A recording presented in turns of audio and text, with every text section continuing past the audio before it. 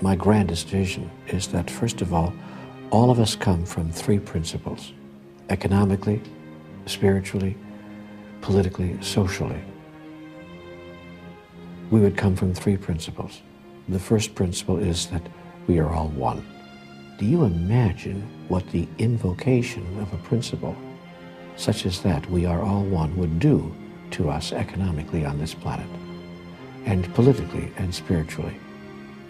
It would produce such upheaval and such shifting and such change that we almost can't describe it. And it would be all change for the good, for the better, of course. Wars would end tomorrow. Disagreements would be virtually impossible. Certainly disagreements that lead to violence would be very difficult to sustain, given the thought that we are all one. We will construct an economic reality around that basic spiritual truth. There's only one of us, and it is possible to do that. And that economic reality would eliminate all thoughts of ownership, for instance. We wouldn't own anything anymore. And when we get to that place, we'll stop despoiling the land, destroying the environment, and doing the kinds of things that we're doing to Gaia, to this planet, because we think we have a right to, because after all, it's ours. This property is mine. I get to do with it what I want. By what manner or means, by what level of reasoning can a society of evolved beings allow themselves to justify 1/10 of the people holding 9/10 of the resources and refusing to share them equitably by saying, you don't understand, it's mine, I bought it, I worked for it, and you can't have it? How much is enough? That's the question that is placed before the 1/10 of the world's people who are holding 9/10 of the resources. How much is enough? And how much do other people have to suffer in order for you to feel that you've got enough? And that, by the way, is not an economic question. It's a spiritual one.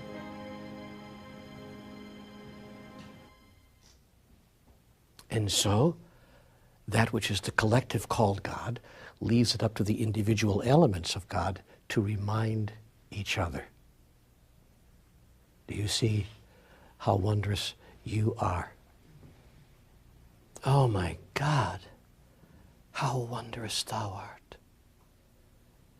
Yet when we fail to say that to each other, when we fail to bring each other that message, we fail in the grandest mission of all. For we have come here to know ourselves. We've come here to know ourselves. Yet I can only know me through you, ultimately. Because there's only one of us in the room. But should you declare yourself to be abundance personified, that which attracts all the grand abundance of the universe, including money, I assure you that one of the first things that will happen is you'll have the direct experience of having no money at all. Anybody ever have that experience? There are three levels of creation. So we are each of us three-part beings made up of body, mind, and spirit, just as God is made up of body, mind, and spirit. So each of us are an individual duplication of the triad of energies which we call God. And that triad in our language I call body, mind, and spirit. And so we each have three centers of creation, or three tools of creation: body, mind, and spirit. That is to say, what you think produces energy in the universe that, if you think it often enough and long enough, will actually produce a physical result in your life. Anyone experienced that? Sure, most of us have. In fact, a guy back in 1946 wrote a huge best-selling book on this called The Power of Positive Thinking. You know, that New Age writer, Norman Vincent Peale. And our second level of creation is our words. As you speak, see, so will it be done. And so your word is really a form of energy. You're actually producing energy in the room with what you say. And that energy is creative. You say something often enough, loudly enough, and I promise you it will come to pass. If two or more start saying the same thing, I assure you it will come to pass. And when a whole group of people start saying the same thing, it cannot help but come to pass. This is called group consciousness, and it's, by the way, why the world is the way it is. Because our collective consciousness has not allowed itself to be raised to the level of the individual consciousnesses of many of us. So our job is to raise the, what? Collective consciousness. Now our actions, of course, are the third level of creation, that which we do with this huge, huge collection of energy called our body. We start, and this is a very gross level of creation, very gross level. I mean, I'm moving the air right now. Just moving your hand through the air is a huge, huge movement of energy here. That's why you can literally push energy towards someone. Anyone ever come up to you when you weren't feeling well and just literally stand there with their hand over your head and do nothing else? And in 5 minutes you can begin feeling that, or 5 seconds sometimes, feeling that warmth, that vibration. And doggone it, sometimes if you don't go, I don't know what you just did there, but whoa, do I feel good. Now, of course, if you go even further than that, I'll do this here with this lady who happens to be my wife. If you go even further than that and actually touch each other, incredibly magical things can happen. Because the energy has even happened over there, you see that? Incredibly magical things can happen. Because the energy is very gross and very, not very big, very heavy, very, very real. Now, the problem we have in life is that most often people think one thing, say a second thing, and do a third. That is to say, they do not, as the kids would put it, have it all together. So they think one thing and they do another. Or they say one thing and they think another. Or they don't say what they're thinking, or they don't do what they're saying. Now, I know that none of you in this room have ever had that happen to you in your life, but in my experience, there have been times when I have encountered that conflict between the three centers of my creation. So I often do not want to tell people what I'm actually thinking because I'm not real proud of what I'm thinking. Then why are you thinking it? God only knows. See? Or sometimes, lately I've started to monitor my thoughts, and I've started to, when I get a thought in there that I no longer choose, that's not really who I am, I don't give it a second thought. See? I literally don't give it a second thought. I just throw it out. And if you don't give it a second thought, it no longer has power. Because the nice part about this energy is that it's very thin, very ethereal, and you have to keep thinking it and thinking it and thinking it and thinking it over and over again until it's thunk so much that it becomes very heavy with collective energy. I'm literally explaining to you the physics of the universe here. Life begins to change for you when you begin to say what you're thinking and do what you're saying. And then you have it all together, and you start to create from all three centers of creation, and suddenly you begin to manifest and produce extraordinary results in your life in a very short period of time. See, so thought, which is the most ethereal form, or when I would say the thinnest, to use a simple word, the thinnest form of this creative energy. And then your word is the next thickest, to use a simple word, the next most dense. And then, of course, your action, I started to say, is a real dense form of moving energy around in a real gross manner. All right. So one of the fastest ways to create something in your physical reality is to reverse the normal process by which we create things. Usually we create things first by thinking about it. I think I'll go to that party. And then we say something about it, as in, Matilda, I'm coming to your party tonight. And then we do something about it, as in showing up at the party.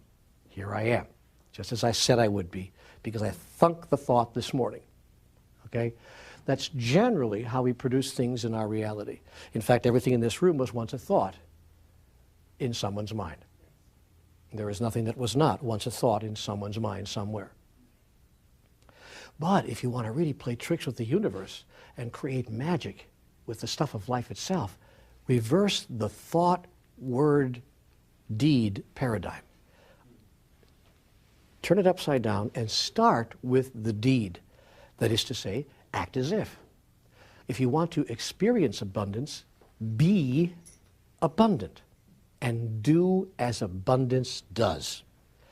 Therefore, if you have only $5 left to your name, go to a store and get them transferred, made into singles, and take 5 singles and walk down the street and give a single to each of 5 people who have even less than you do. And by the way, you will find those people very easily.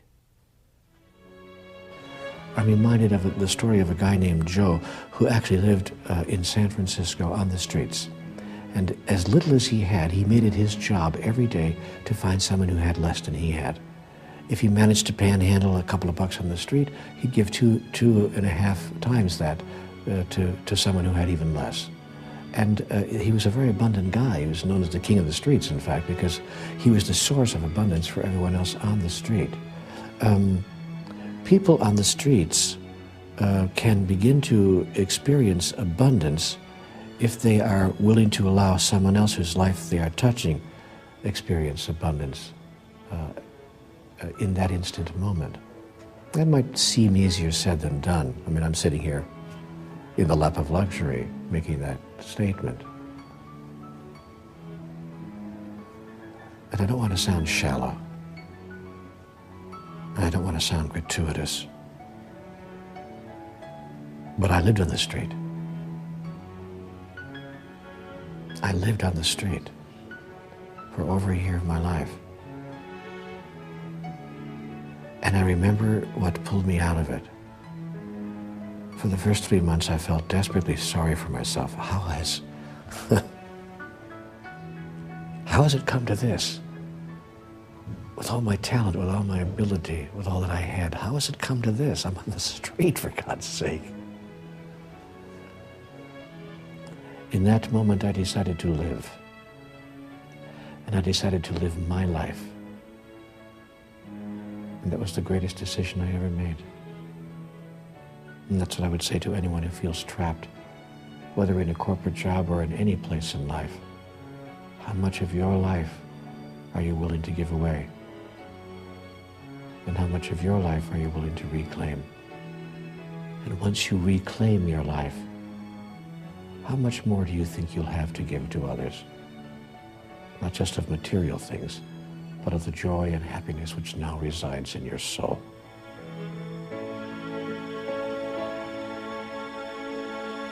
You will always find in your experience someone who has less than you, no matter how little you think you have. Not because the world is such a terrible place, but because you will create it in your reality in order to give yourself the experience I'm talking about. So you'll walk down the street and you'll see this. Now, by the way, when you see this person who has less, don't feel sorry for them. Get that you put them there. See? Otherwise, you'll see that little soul and you'll start to have pity on that soul. Do not come from pity with anyone. Come from caring. Come from love. But get clear that love is not pity. As a matter of fact, pity is about as far from love as you can get. So do not come from pity, but come from compassion. Compassion says in your mind, oh, there's a person who thinks they don't have what they could have in life. There's a person who still is caught in a belief system that creates a construction around their reality that's other than my own and other than the ultimate truth. And have that compassion, but never have pity. And so you walk down the street and you give the last of your $5 away. Now what happens there? What's going on? You've reversed the thought, word, deed paradigm. You're now doing what the person who comes from abundance would do. And you begin giving away what an hour before you made that decision you couldn't imagine giving away because you thought you didn't have enough. But now you're clear that you have more than enough. So much more that you choose to give it to others. Now, as you're giving this away, you're creating in your body, which is a very gross level of energy, an experience. The body is noticing cellularly, oh my gosh, I'm giving this money away. Look at this, I'm even letting it go. It's kind of like in church on Sunday morning. See, you know what your thought about your money is when the basket comes around in church on Sunday morning and you start pulling out those dollar bills. I'm giving a whole $1. Did you see this, Mildred? Put it in the basket there. Wow, great sermon this morning. I'll make it 5. Wow, big sermon, you know. See, pull out a 20.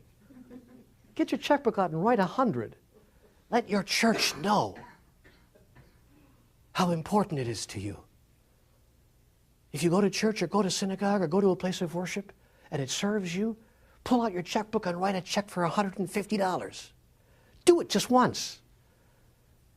Let your church, your synagogue, your place of worship know this is how important this place is to me. I spend this kind of money on all kinds of nonsense, much less sense. I spend this money on nonsense. And do that wherever you see something that makes sense to you. Give of whatever you have to that which makes sense to you. And you will discover that it makes sense for you. Dollars and cents. And money loses its value the moment you try to hang on to it. Money only has value when you're willing to let it go. Get that for those of you who are saving your money. You're not saving anything. You're losing. Do you know that it's true even in the world economy, the longer you save money, the less it's worth. You know that? To make up for it, we have to have some artificial construction called interest rates in order to convince you that holding on to money allows you to increase its value. You're lucky the longer you hold on to money, you're lucky if you manage to maintain its value. No. Money has its greatest value when it leaves your hand because it empowers you to be, do, and have something that you choose to be, do, and have. Money's only value is when it leaves your hand. But we will create these artificial, as I said, these artificial economic constructions called interest rates and so forth to convince you to hoard your money. So save a little if you want to, it's all right. I don't save very much myself. I just kind of like keep it moving, you know? Just keep it going out there. I think we have to forget everything we've ever learned about money. I really think we have to erase the blackboard and wipe the slate completely clean. Even those of us who have been blessed to have a bit of money in their lives sometimes have a hard time dealing with that and being okay with it. Because virtually every message we've received about money makes money the bad guy, the villain, and by extension those who have it, the villains in life, even though most people are not villains, even those who have a great deal of money. And it's almost as if those who do have a little bit of it maybe got it some way that was undeserving, that it wasn't fair, or it's not okay for them to have it. So there's a huge myth about money. I call it the money myth. And the money myth in human society is that it's really not okay, which is interesting because everyone wants it. So that puts everyone in a position of wanting something that it's very not okay to have. It's a little bit like sex. It's the same way. I don't know very many people who don't want as much sex, good sex at least, as they can get. But it's very not okay in most places in our society. And see, I'm not really joking about this. I'm being quite serious. It's very not okay in our society to want a lot of sex. If you come right out and say, I want a lot of sex, people think that somehow you're deranged or you're not okay in some way. Money is the same way. Even more so. You know, if you walk down the street and ask people about their sex lives, they'll actually talk to you about that. But ask them how much they have in their bank account. Watch their face go crazy. You want to know what? What I have in my bank account? I beg your pardon, that's very personal.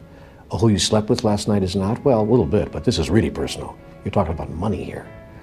So people have even a more negative charge about money than they do even about, their own sexuality. Interesting, isn't it? How to make friends with money? Imagine that money was a gift to you from the universe with which to do every good thing for yourself and for others that you've ever wanted to do. Now we have yet another hurdle to get across. Oh my, if I have a lot of money, I can actually do good things for myself? I can actually go out and buy a very expensive Italian suit or $550 Italian shoes. Do I dare even say that I'm wearing $550 Italian shoes? Actually, I am. Do you know how long it took me to be okay with a pair of $550 Italian shoes? I mean, it's not about the shoe. It's about what this represents in my life. And it doesn't represent that I have the money to afford it. It represents that I have the mindset to make it okay for me to have this. There is no part of life whatsoever that is not a part of God. There's no aspect of the life energy whatsoever that is not holy and sacred. Nothing is evil, lest thinking make it so. Let us stop making money evil. Let's stop making sex evil, and most of all, let's stop making each other evil. What are we doing here? And why are we doing it? Why do we insist on seeing evil and negativity in every corner of our lives? What is that about? If we see life as essentially good, we'll solve our problems with money, and we'll make money our friend. And then we'll do good things with that money, good things for ourselves because we deserve it. I deserve these shoes, and so do you. And then we'll do good things for others. We'll share of the abundance which is ours and the abundance which is given to us by God with all those whose lives we touch. And no one will be without anything. There's enough for all of us. And when we choose that, we'll be friends with money, with ourselves, with everyone else, and with God. When you change the be, do, have paradigm, you start acting as if, and your body begins to understand at a cellular level who you think you really are. See, when I was a kid, my father used to say, "Who the hell do you think you are anyway?" Spent the rest of my life trying to answer that question. So, and my body is trying to understand what I think about that. So as my body starts moving through the field of gross energy, it starts moving things around, begins to give things away, for instance, and your body starts getting the message, I have that which I would choose to receive. I already have it. Now, once you cross that huge barrier, because you think you don't have it, and you're trying to get that which you do not have, namely more money. But once you get that you have it, then it just becomes a question of how many zeros are after the first number. You understand? And so you'll discover that what goes around indeed does come around. Not because you performed some real, true magic trick in the universe, but because you finally got the truth of who you are at some universal cosmic level. And the universe never says no to your thought about yourself. It only grows it. Did you hear what I just said? I said the universe never says no to your thought about yourself. It only grows it. I mean, the universe is really wonderful. You'll love God because God grows on you. See, God is like the manure of the universe. I thought I would say something absolutely outrageous. Just completely outrageous. Total juxtaposition to see whether your minds can hold, the most outrageous thought. Because, and I meant that in the kindest way, because God is that which makes things grow. Makes things grow. And it will make you grow. Whatever it is you think you would like to be, do, or have, cause another to be, do, or have that. See yourself as the source rather than the recipient of what it is you would choose to experience in life. For you are not, in fact, the recipient, but you have been and always will be the source. When you imagine yourself to be the source of that which you wish you could receive, you become very resourceful. And then you do become a magician. You do become a magician. You might even be called a sorcerer. What is your question? Go ahead. I hear that, and I understand that, and I get that. I wondered if you could address the issue that there is resistance within oneself that one encounters in doing that, because there's still the belief, the fear that, well, if I give it away, then I won't have it. So it's the resistance that is the rub, so to speak, and I'm curious to know how you deal with that and et cetera. The resistance within. I just feel the resistance and ignore it. See, because now I know better. So, because what I know is that what you resist persists, and what you look at disappears. So whenever I feel resistance to anything, I know that that is where truth lies, just beyond that resistance.